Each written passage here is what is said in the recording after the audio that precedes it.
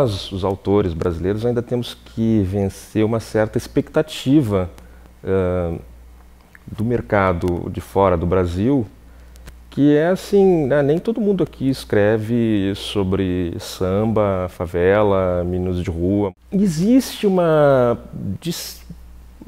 certo setor do público que a literatura do terceiro mundo, mais do que literária, ela tem que ser etnográfica. Tem que ser assim, a experiência de ser brasileiro, a experiência de ser ugandense, ou paraguaio, ou o que seja, e não assim, eu sou um cidadão do Brasil, da Uganda ou do Paraguai e tenho as minhas questões e vou escrever sobre o que eu quiser escrever, né?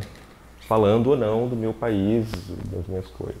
Tem essa expectativa, isso começa a ser mudado com o aumento de traduções de autores contemporâneos que não são tão tropicais, né? Mas também existe, que é uma coisa que me incomoda mais aqui no Brasil, é a prevalência do realismo. Eu tenho uma briga antiga com o realismo, né? Eu adoro, por exemplo, tem uma crônica do Machado de Assis, em que ele fala muito mal do Primo Basílio do Eça de Queiroz, e ele usa essa birra com essa para reclamar do realismo. O Machado não se considerava realista.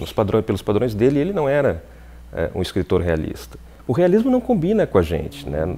O Brasil não é um país realista. A carta do Pero Vaz de Caminha, que é o primeiro texto escrito território brasileiro, lida pelos europeus da época, era uma narrativa fantástica, falava de coisas totalmente absurdas, de um povo que não conhecia o metal. Então, assim, o realismo não dá conta da nossa realidade, nunca deu. Por isso, sim, eu acho muito válido buscar outras fontes que não, né, a nossa história imediata ou o nosso folclore, que é nosso, mas que também tem raízes europeias, indígenas e africanas, né? O que nos faz é a mestiçagem e a gente, né, tem que honrar essa mestiçagem lidando com um pouco de tudo, né? O preconceito que eu percebo é justamente contra quem se propõe principalmente a contar uma história, né? A literatura urbana contemporânea muitas vezes trata de não história, de personagens que vivem um drama totalmente interior, onde, né, pouca coisa realmente acontece, que é uma coisa diferente do que eu sempre quis fazer. Eu acho que a história é o mais importante.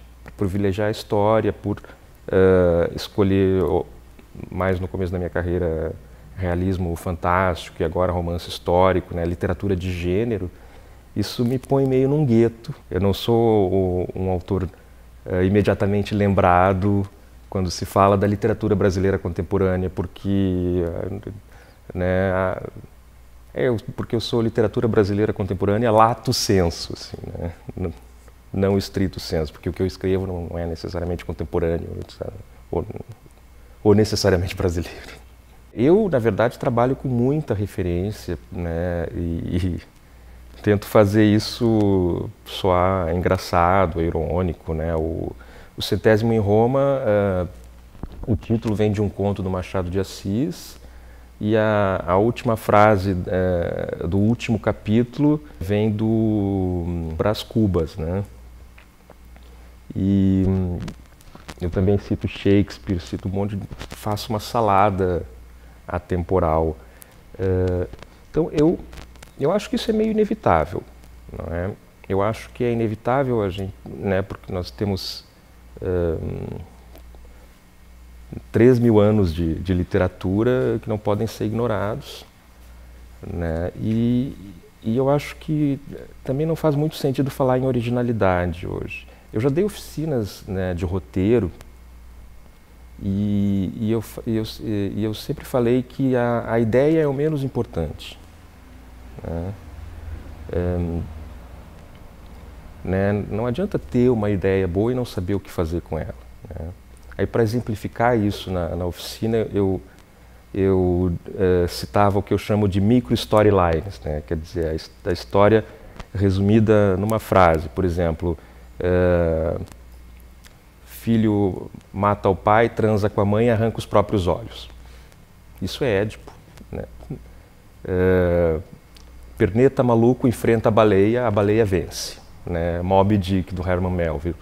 Quer dizer, não é importante, né? O importante é o tratamento que a gente dá, é o diálogo que a gente faz com o que foi feito antes. Uma coisa nova que existe, não na literatura, mas no conjunto de recursos que um escritor pode usar, é a internet.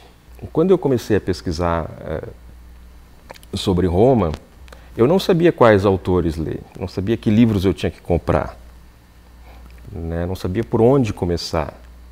E aí, assim, um verbete da Wikipédia tem no final as referências, os autores a partir dos quais aquele verbete foi escrito. Esse diálogo com séculos, milênios de cultura escrita se torna instantâneo, né?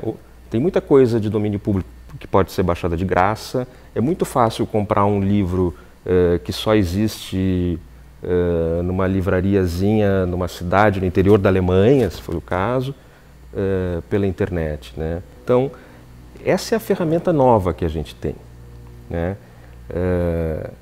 Esse diálogo instantâneo, né? A gente pode começar sem saber o que ler, mas a gente descobre o que ler, né? Assim, quem quer saber alguma coisa hoje, sabe.